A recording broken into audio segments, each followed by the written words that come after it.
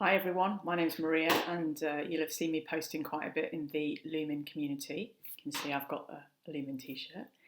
I'm just here today just to try and do a little bit of a video for people, particularly those people that are starting with Lumen. I just realised when I helped two of my friends recently how much time I've had because I haven't been at work for I haven't been at work for the last 6 months. So I've had time to really invest in my health and look at my health because I had a bit of a health crisis going on.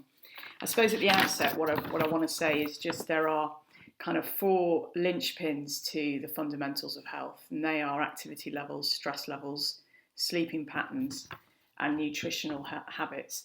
Now, I'm not saying they're the only things, but that's actually from a document from a company called Health Path, who I also highly recommend. They've helped me on my health journey. But those four aspects are key pillars when we're looking at improving our health. And Lumen helps us with the whole metabolic flexibility, and the whole purpose actually is to get us more metabolically flexible so that actually we do sleep better, we do have overall better health. And obviously we have to decide which track we want to be in. And for me, that was about weight loss, and it was about getting back to a healthy body mass index and a healthy space in terms of my heart health and just generally the stress levels that had got so high in the months that led up to October last year. So it's quite difficult doing a video where you're just talking to yourself, but I've written a few things down and I just want to try and work through those. So I've talked about the four pillars of health. I want to just say some stuff about Lumen and the basics of Lumen. So you're probably watching this video because you've just got your device or you've been using your device for a little bit. What Lumen does is it gives you a snapshot at a moment in time about what your body is using for fuel, whether it's using carbs for fuel, whether it's using fat for fuel, whether it's using a combination, whether it's more on the fat side or more on the carbohydrate side. And there are lots and lots of different things that impact on what your body determines to use for fuel. Now, what Lumen doesn't do, Lumen doesn't give you the why your body is using fats for fuel or carbs for fuel. That's something that you're going to have to work on as you work with it to try and work out. And I know that sounds, well, that's great if I don't understand why I am burning carbs or why I'm burning fat. What's the point of the device? Well, the point of the device is to actually tell you what your body is doing, and then for you to look at all the different pieces in the jigsaw of your life that might be contributing to your body burning fat for fuel or burning carbohydrate for fuel. And I suppose the other thing that's really important to say at the outset is it's really important that your body is able to burn both fat for fuel and carbohydrate for fuel. That's the whole purpose of being metabolically flexible. So your body can use what it needs to use in any given moment in time. Now, I've also been led to do quite a bit of reading over the last 6 months too. And one of the books that I've read by Dr. Libby Weaver really talks about how the nervous system works and how our nervous system really regulates everything. Now, I'm not a biochemist and I'm not an expert in that whole scientific arena, but our nervous system keeps us breathing, it keeps our heart beating, it keeps us functioning. It's not something that we're doing consciously, it's something that happens automatically. So it's our automatic nervous system. And it's our automatic nervous system, ultimately, which will determine whether we burn fat for fuel or whether we burn carbohydrate for fuel. So there are lots of impact factors on our nervous system. There's the pace of life that we live at. There's how well we're sleeping. There's how much stress is going on. There's the type and intensity of exercise and frequency of exercise. All of those things are factored in. And, I've got to a point with my journey with Lumen and I kind of go, oh, right, body, you decided you're going to burn that right now. Okay, that's fine. I try to understand why that might be. But also, I just observe and try to look at all the other signals that my body might be giving me. Interestingly, this morning, I blew a 3. I don't usually blow a 3 in the morning. And it's a bit like, oh, why is that going on? Well, clearly, at the moment, my body feels a bit stressed. It was quite interesting that when I went out on my bike as well this morning, that my heart rate was slightly elevated in terms of what I was doing and the way it was responding. It wasn't caffeine because I hadn't had any caffeine. So, you just have to listen to your body and pick up those signals and try to create the best context for whatever goals that you are seeking to achieve with Lumen. I know I'm waffling a bit here. So those basics are, it gives you the readings, it tells you what you're burning, and yes, there can be a change because you can take a reading and then a couple of minutes later take another reading and it'll have changed. Well, yeah, it could have changed, but also to get a true reading of where your body is at, you need to be at resting rate, you need to be calm. I know that when I take a breath measurement and I'm dashing around, even if I sit for a minute or so, it quite often is a 5. If I'm trying to pack too much in to a small space of time, that is when I tend to blow my 5s. No other time, which again is quite interesting. Also, I noticed last night I blew a 5 before I went to bed, which again isn't often, but I have been watching Line of Duty and it was a little bit exciting at the end. These are the catch-up episodes. So Lumen gives you the snapshot of what's happening, but it doesn't give you necessarily the reason why. And you've got to work with all those different signals and indicators, your overall health jigsaw, sleep, stress, what you're eating. Of course, what you're eating impacts on what you burn, but it is not the only piece in the jigsaw. It's one piece of the jigsaw, and I think that's really important.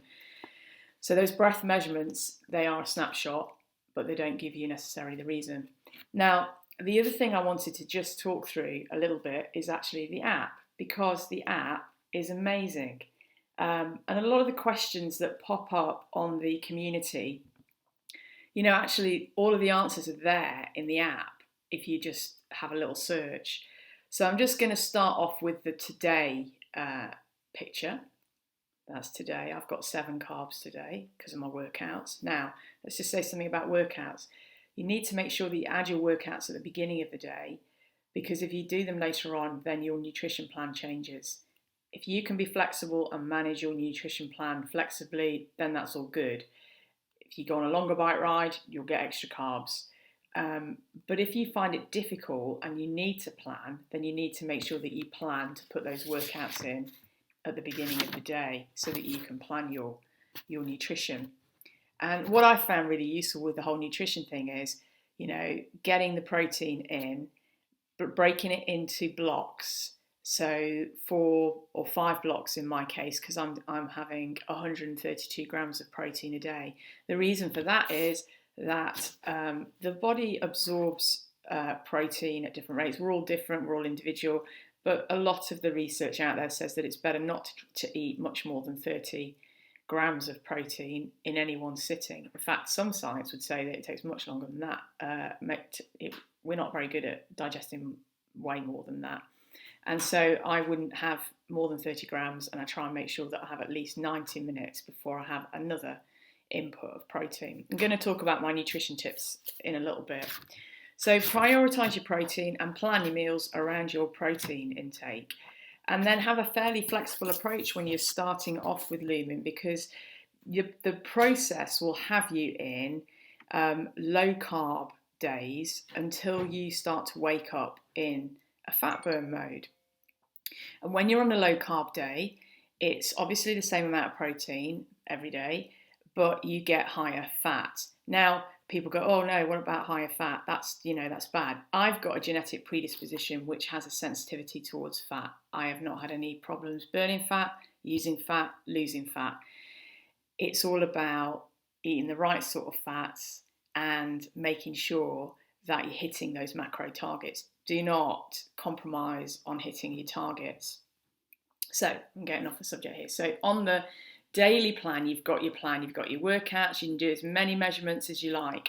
Now, I like to measure, and I like to see what I'm doing before I work out, what I'm doing after I work out. Sometimes I like to see what I'm measuring after I eat. Not always. I did a lot in the beginning, and you need to do it a lot in the beginning. And it's interesting to see where your body's at any given moment in time. And then I pretty much routinely take a before sleep measurement. But even if your before sleep measurement is high, that doesn't mean that you are going to wake up and it will be high in the morning. I've gone from a 5 to a 1 this week, from nighttime to morning. Key there is good quality sleep and making sure that you get enough sleep and your system is able to rest and recalibrate. Once you get into that space of being in a fat burn mode overnight, your body certainly becomes more flexible and certainly seems to want to gravitate towards that. It's pretty unusual for me now to wake up with a 3. It has happened a couple of times in the last fortnight. But I just accept, well, that's where my body's at right now and that's what it wants right now. It knows what it wants, it knows what it needs. It doesn't actually matter in terms of the weight loss picture whether you do wake up with a 3 or higher even. You can still be burning fat and losing fat during that period of time because you're creating calorie deficit in your diet in any case. So I'm going to jump straight to the Me tab from the Daily tab. So obviously on the Today tab, you have a little icon in the bottom there. That, if you tap on it, gives you the opportunity to breathe for a whole different host of reasons.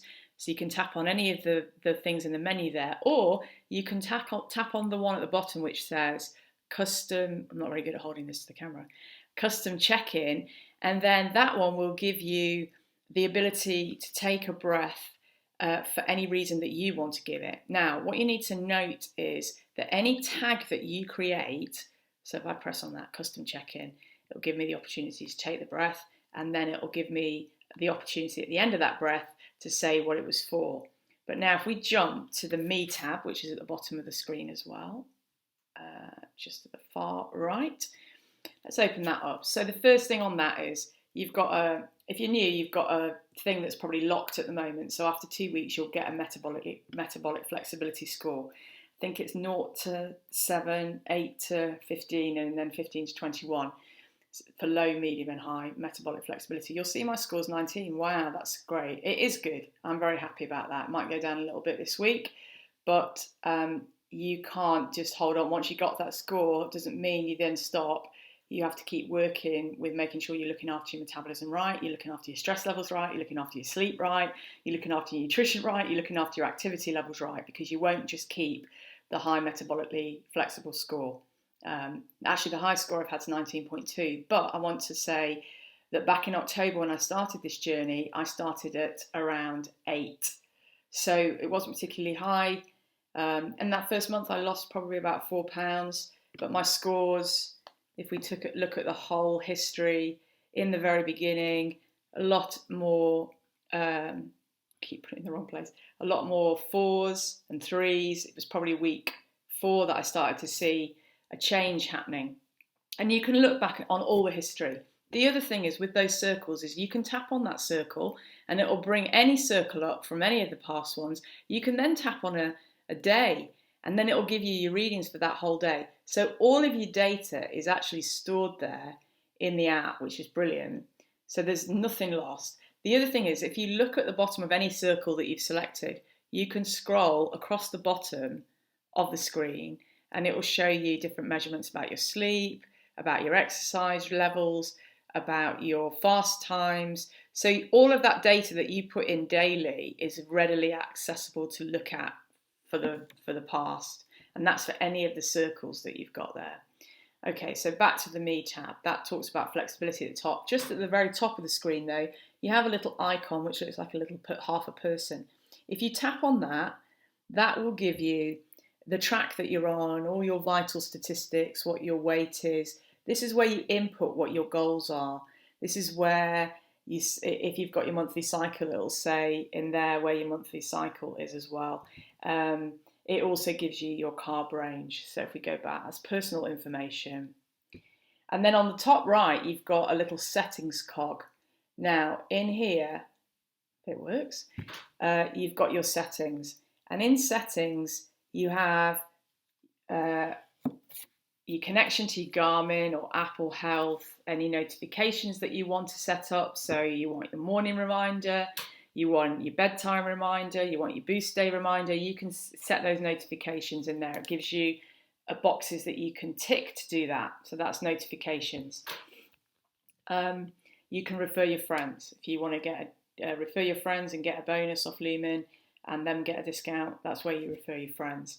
And then you've got a thing called preferences. Now this is really important, especially when setting your workout level and your activity level.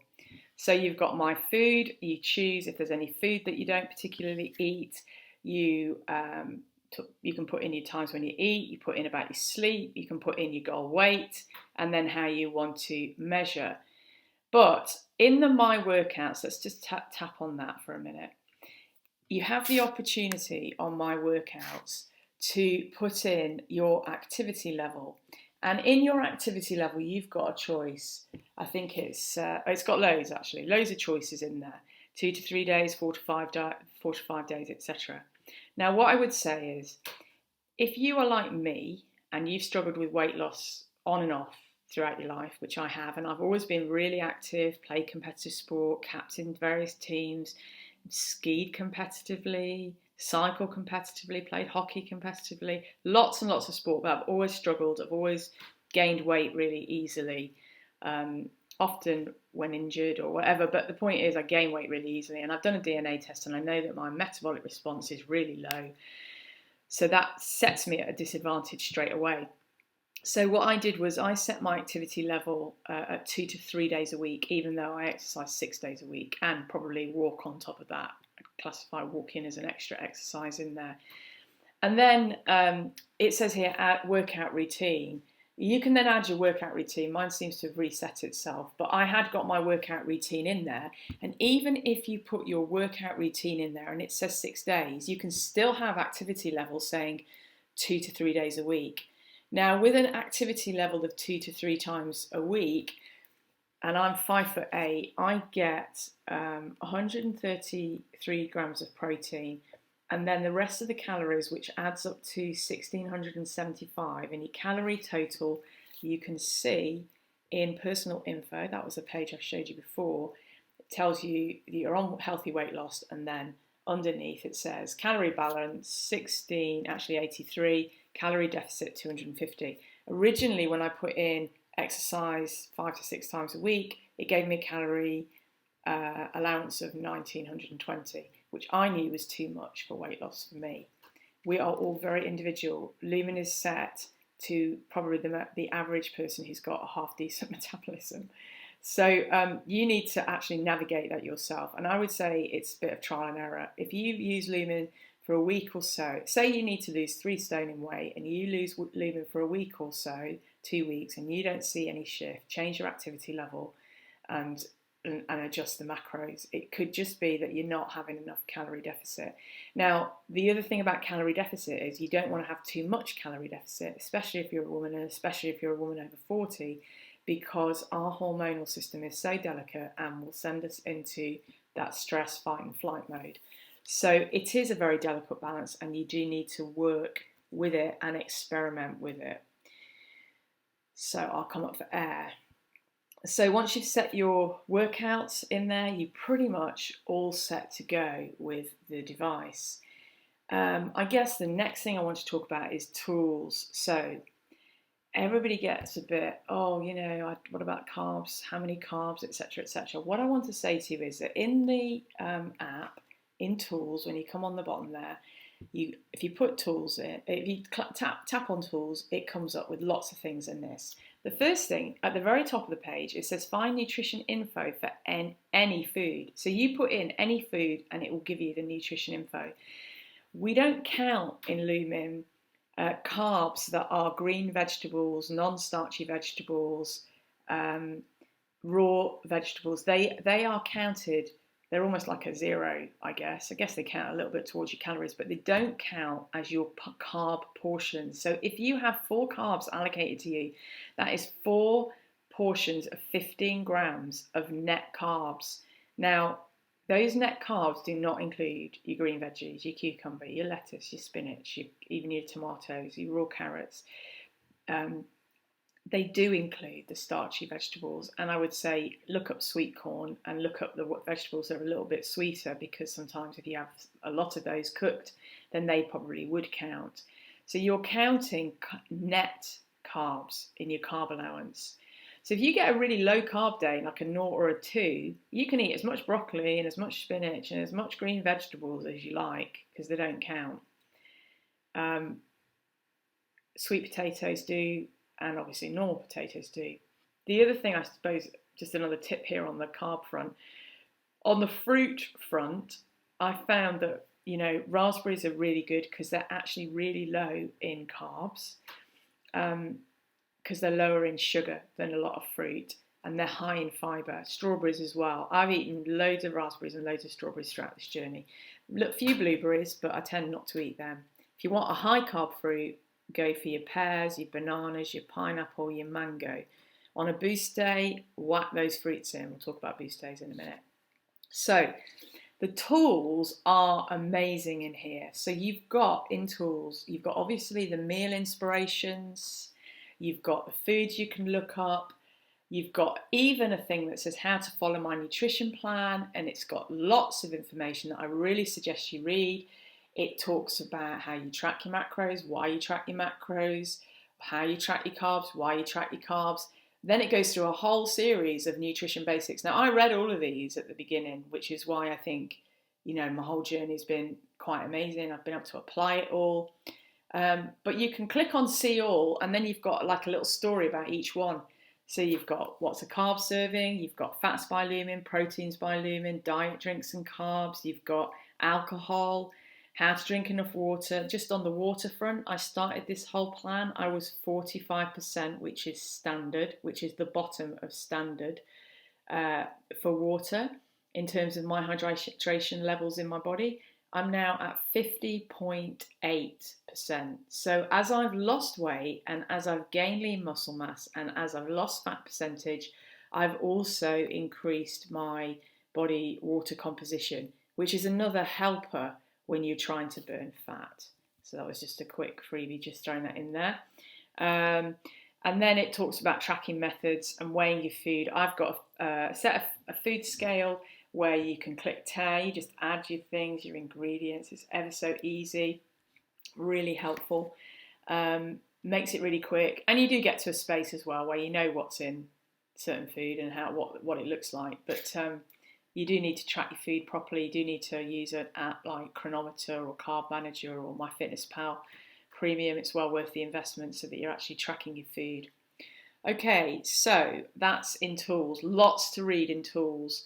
And then if you look on that page again as well, there's something else which is really good. There's a little question mark in the top right hand corner, and that opens up the help section for you.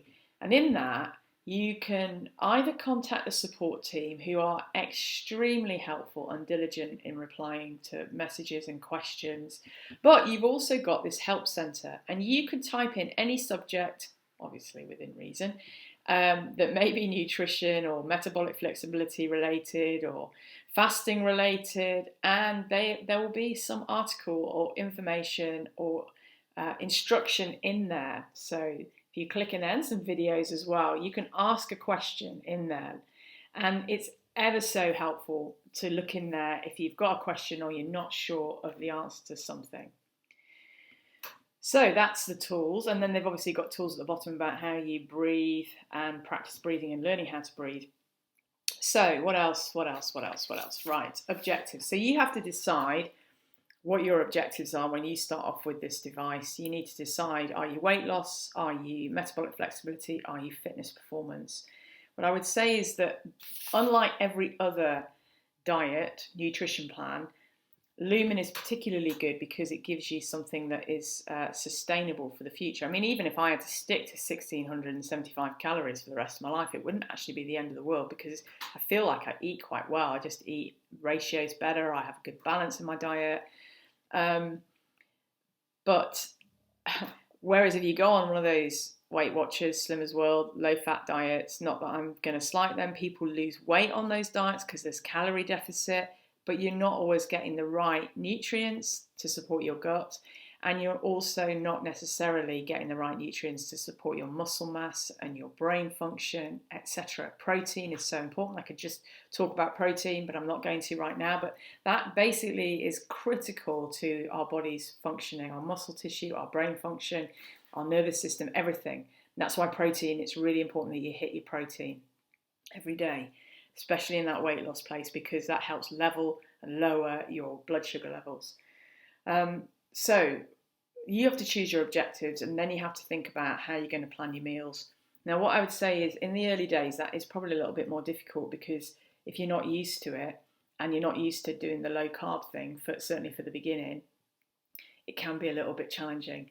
So again, all I'd say is plan your protein, and then be a bit flexible with the type of carbohydrates. Have carbohydrates that don't count in the mix, and then have the ability to add or subtract the carbs that do count: your rice, your potatoes, your pasta.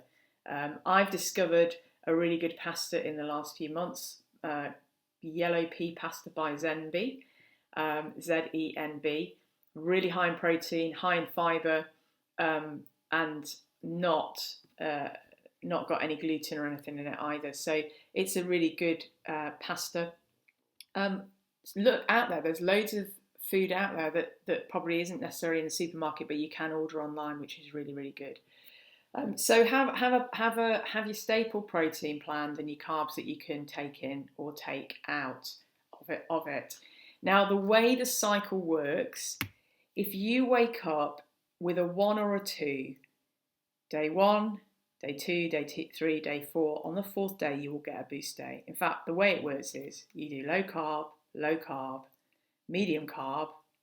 If you get through your medium carb and you're back to fat burn again on the 4th day, you get a boost day. What's a boost day? A boost day is to help your metabolic flexibility, because whilst Lumen is trying to get you into a fat burn mode overnight, because you're sleeping, you don't need that fast energy that carbohydrate gives you. That's the best time to be burning fat. It also is a device that is trying to help your body get better at burning carbs and being more efficient with those carbohydrates. And so a boost day is really important because it helps your body switch back to burning carbohydrates, more carbohydrates.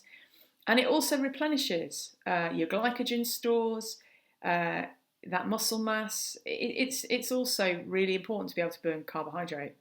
So I would say don't fall short on your boost days. When I say don't fall short, if there's too many carbs in that boost day, don't feel like you've got to eat the whole lot.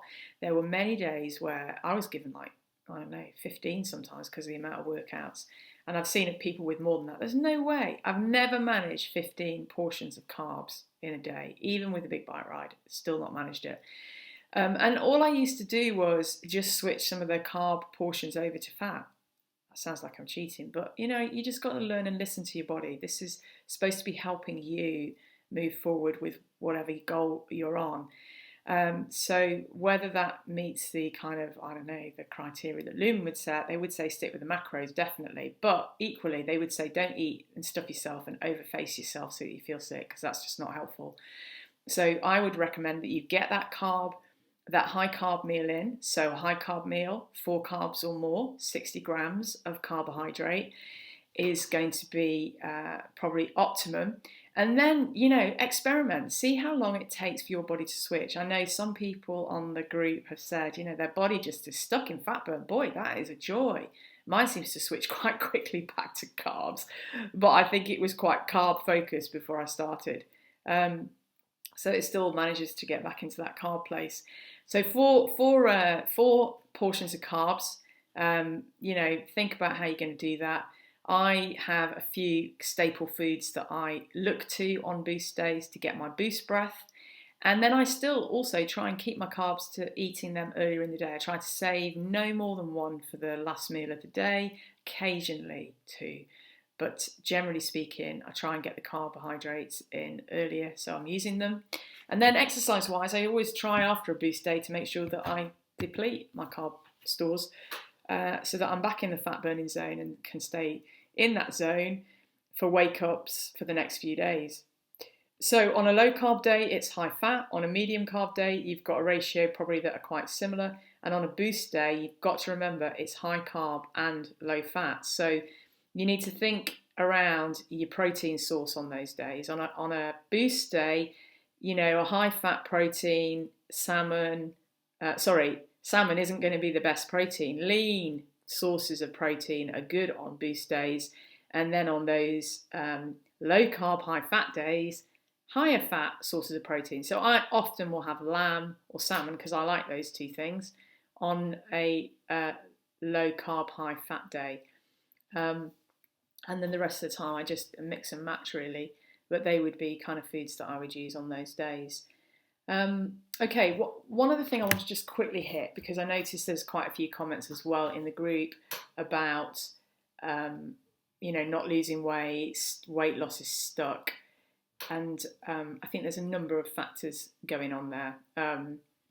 Activity level, stress, possibly too many calories. Possibly, I say that, and I say that with tongue in cheek because it isn't all about calories. It is about calories, and it is about calorie deficit. There has to be some calorie deficit for your body to use fat stores up. However, hormone regulation and gut balance and genetic predisposition are three pieces of the jigsaw that can't just be overlooked or ignored. And if your body is in stress, fight and flight mode, if you're perimenopausal, if you're postmenopausal, you do have some other barriers that you've got to navigate around and navigate through, trial and error. And I think that is probably the more difficult space, certainly for us ladies, to navigate through, because certainly when we hit that phase of life, our hormones can be out of balance. The key thing, and Dr. Libby Weaver does talk about this in her book, Accidentally Overweight. She actually gives, I think it's nine different reasons why we can be overweight and actually it not be to do with necessarily nutrition. I encourage you to look that book up. And the other book she's written is Russian Woman Syndrome, which I have read or listened to, and she talks about some of the stuff in there. But our hormone regulation, our thyroid gland, our pituitary gland, all of our glands, our endocrine system, the full thing really impacts on our body's ability to switch in and out of fat burn. So if the body feels like it's under siege for whatever reason, it hits this button where it thinks that food is going to be short. And of course, in our day and age, food in Western culture, food is never going to be short. But our body's interpretation of that being under siege, fight and flight mode, makes it hold on to fat. So some of the real keys are actually the mindfulness, the sleep, the changing our pace of life, the giving our body a break, our brain a break, and having that space and time, whether that's prayer, whether that's meditation, whatever it is for you, you've got to find a space where your system can calm down, your nervous system can calm down, because the nervous system is probably just as big a player in the whole weight loss thing as the calories in and calories out. If your nervous system is in the wrong space, then your body will resist actually using the fat stores. It might even use fat for energy when you're eating fat, but it won't want to get rid of the stores.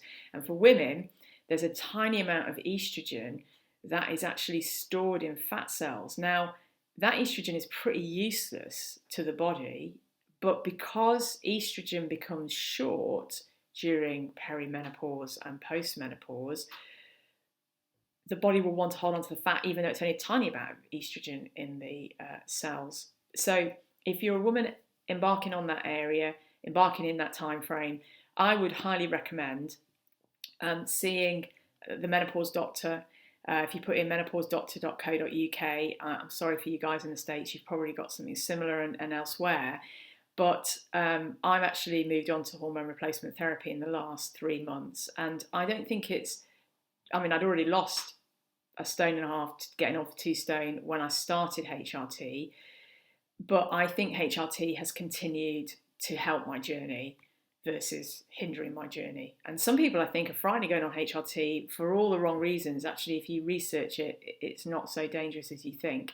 People talk about, you've got a 1 in 8 chance of getting breast cancer. The reality is you've got a 1 in 8 chance of getting breast cancer if you've ever drank any alcohol. That's not, I drink every day, or I drink once a week, or I drink just at weekends. That is, anybody who has ever drank alcohol has got a 1 in 8 chance, for women anyway, of getting breast cancer.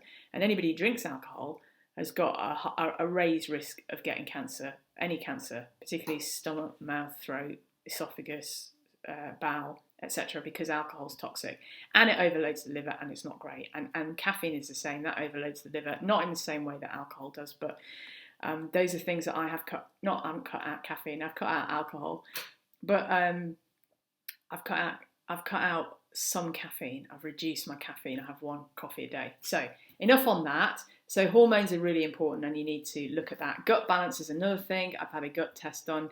I mentioned Health Path at the beginning. I recommend that to anybody that's interested in looking at what their gut health looks like. Mine is okay, and it must have been okay, and they were pretty happy with the way that Lumen's actually supported a good nutrition plan for me. So much so that I don't actually have to do the big elimination thing. The only thing they've asked me to eliminate whilst we try and rectify some of the imbalances in my gut is gluten. So I've got to do that for several months.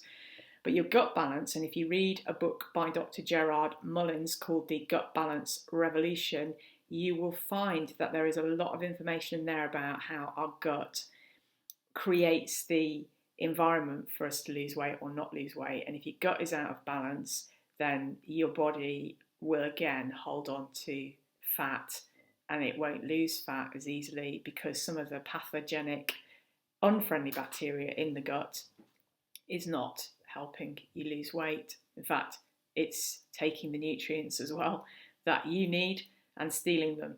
And that sounds really, that sounds a bit sinister, but that's the reality. And you'll see in that book how there's ways, without doing the test, there's ways of actually what that Dr. Gerard Mullins talks about is weeding the garden, creating the right garden, and seeding the garden and watering the garden and getting your gut balance back in a good place. And you can do that over a period of 3 months, eliminating certain foods for a month, then reintroducing little bits as you go. But again, I encourage you to read his book and look at that.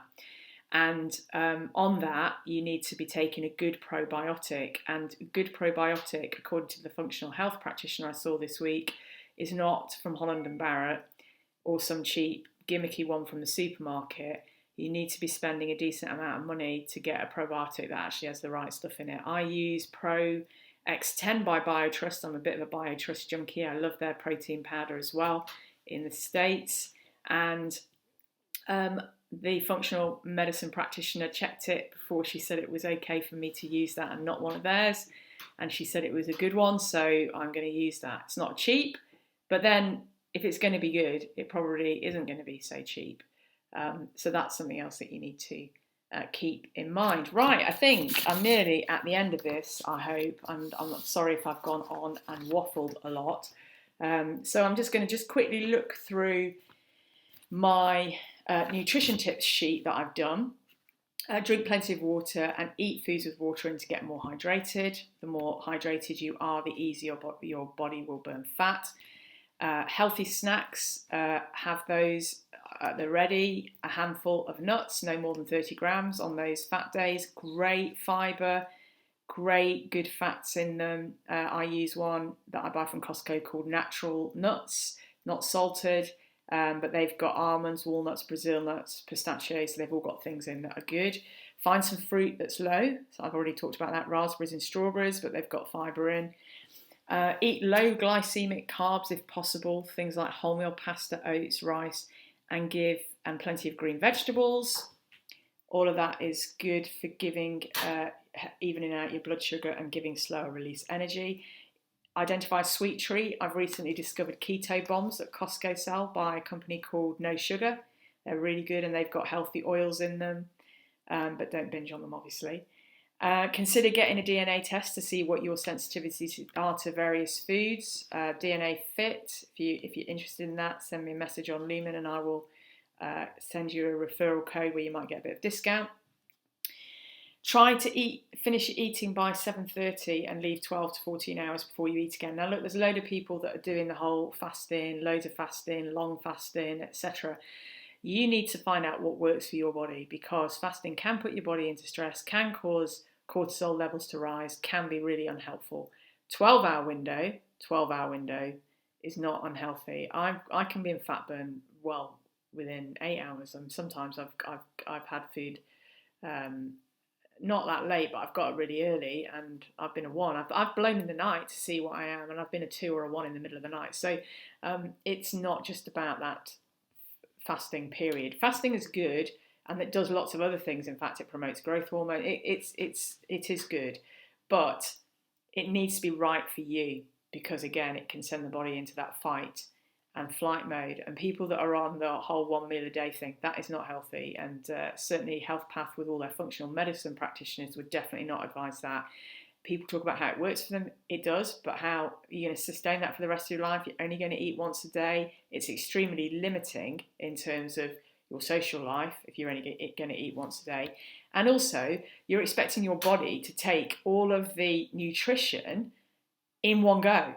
That's like dumping everything on your metabolic system and your digestive system in one go. Whereas I think the principle is actually just keeping the fire on the furnace to keep that furnace burning.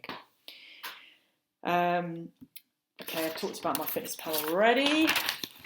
Workouts. Okay, workouts. I am going to talk a little bit about this before I finish. So you don't have to do, in fact, doing too much exercise stresses your body. And it was interesting when I did the HIIT the other day, and the results were really, I'm 4 now, I'm just burning carbs. Because actually, it's a fine balance. Exercise to stress the body in a good way, to burn fat and to improve in cardiovascular fitness or strength. But exercising too much actually compromises your gut. In fact, I was told this in the appointment on Tuesday. And then you have a repair process to do. It compromises your immune system as well. So you really need to find a balance in your training. And there's a guy in the community, who actually said to me quite early on, I think you're doing too intense workouts. And he said, you need to be doing more zone 1 and 2. So I thought, okay, I'm going to introduce more zone 1 and 2. So I've been doing zone 1 and 2 heart rate, that is. So you've got 5 heart rate zones. That's probably for another video. And I've been doing more zone 1, 2 training. I do 2 bike rides a week, which are about 90 minutes, and they're zone 1, 2. I do one longer one. Sometimes that hits into tempo, which is the heart rate zone above. And then I do one ride that's 30 minutes or 45 minutes, which is really quite an intense ride, but only one.